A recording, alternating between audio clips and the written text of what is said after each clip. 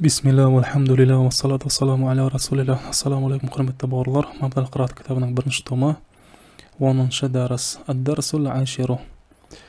Мына жақта мына сөздік берілген: мил'ақатун қасық, мимлахатун дұссалғыш, шаукатун вилка, маркабун арба, табақун тарелка, табақ, милхун тұз, фауқо үстінде, тахта астында, сукутун үндемеу, лима неге, неліктен, ятхаку күліп жатыр, епки жылап жатыр.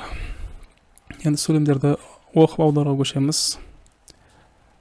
Хаза маркабун, бұл арба. Хати шауката, вилканы әкел. Хаза табақун, бұл табақ. Айна қалами, менің қаламым қайда? Салимун ятхаку ва ахуху епки. Салим күліп жатыр, ал оның бауыры жылап жатыр. Хати табақо, табақты әкел. Ускут я ахи, үндеме, ей бауырым дейді. Мына жақта енді бұйрық райы жөнінде шамалды түсіндіріп өтейін. Біз осыған дейін етістіктің өткен шағын өттік, кейін осы шағын өттік.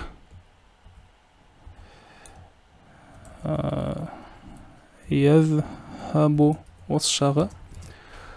Енді бұйрық райын өтеміз. Сол секілді. Дороба деген етістікті алайық. Дороба. Ядрибу.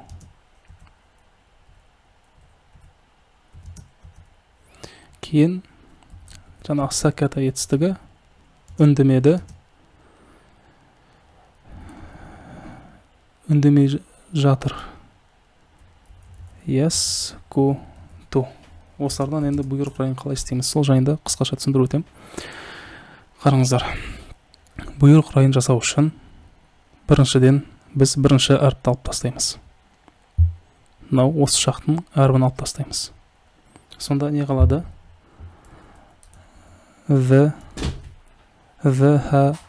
Бу деген қалады.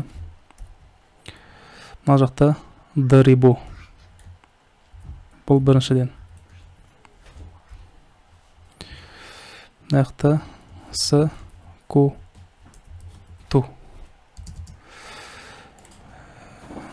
Енді захабу ол біріншіден. Екіншіден соңғы әріпті сукунды қыламыз. Соңғы әріпті сукунды қыламыз. Захаб болады. Екіншіден соңғы әріпті сукунды қыламыз. Дрип болады мына жақта. Дрип. Мына жақта скут болады.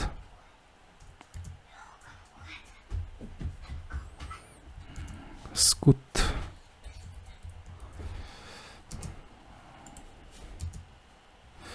Енді келесі. Арабтарда мынандай қағида бар. Арабша сөздер сукуннан бастап оқылмайды. Сукуннан оқылмайды. Сукуннан басталмайды. Сол себепті оған сукуннан бастаймыз, біз алифті қосамыз. Алиф, хамзатул васл. Нақтырақ айтсақ. Хамзатул васлды қосамыз. Енді қалай оқимын, соны қазір түсіндірем. Мына жаққа да хамзатул васлды қосамыз да. Кейін мына жаққа да хамзатул васлды қосамыз. Хамзатул васлды қостық. Енді хамзатул васлдың харекеті қандай болады? Соны түсіндірем сіздерге. Хамзатул васлдың харекеті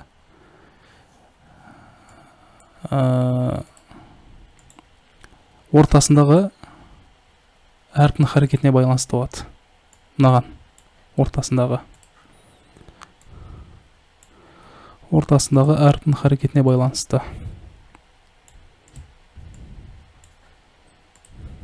Мәні осылай болады. Мынау екеуіне еліктен бөлек қойдым. Фатха мен ортасындағы әріптің харекеті фатха немесе кәсіра болса, екеуіне хамзатул васлға бір харекет қойылады. Енді қараңыздар, ортасындағы әріптің харекетіне қараймыз едік. Ортасындағы дама болса, хамзатул васл дама болады.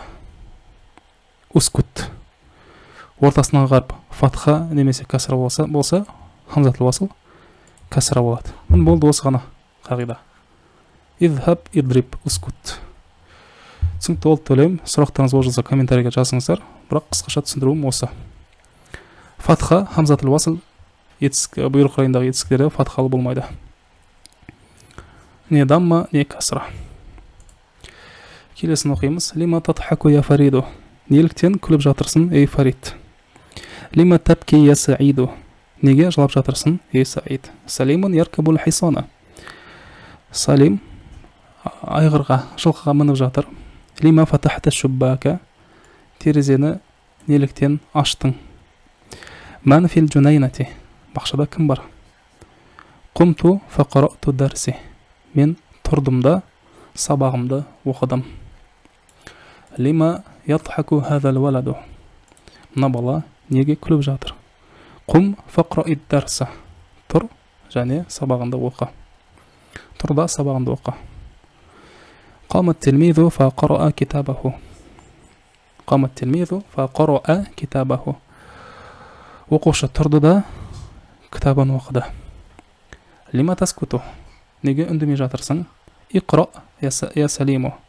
Оқы, ей салим. Мана қара'a яқрау, мана яthхабу деген секілді. Қра, мана қрау болды. Бірінші шартты тастадық. Соңында сукун қра. Кейін хамзаны қостық. Ортасына қарап фатхалы қра. Сол кезде иқра болды. Иқра я салиму. Айнал милху. Дұс қайда? Шарипту финджанан шаян. Мен бір кесе шай іштім. Ишраб хаза шая. Мына шайды іш. Мына шариба яшрабу. Бірінші шарт тастадық. Шрабу. Соңға қарап сукунды. Шраб. Хамзатул васл қостық. Ортасына қарап фатхалы болғандықтан ишраб болды. Ишраб хаза шая. Бұл шайды іш. Лима харачта минал фасли. Сыныптан неліктен шықтың? Шығып кеттің. Айна курати я умми. Добым қайда, я анашым дейді. Хуна тахта сарири я валади. Осында кровайттың төсектің астында, я балам. Айна табаширу. Бор қайда? Фауқа мактабил муаллими. Мұғалімнің партасының үстінде. Ракибту химари фазахабту иля ахи. Мен ешегіме міндім де бауырыма бардым дейді.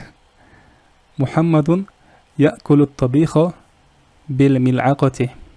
Мұхаммед тамақты қасықпен жеп жатыр. Осымен мына жақтағы мына қазақша сөйлемдерді арабшаға комментарийде аударыңыздар. Сұрақтарыңыз туындаған болса комментарийге де жазыңыздар.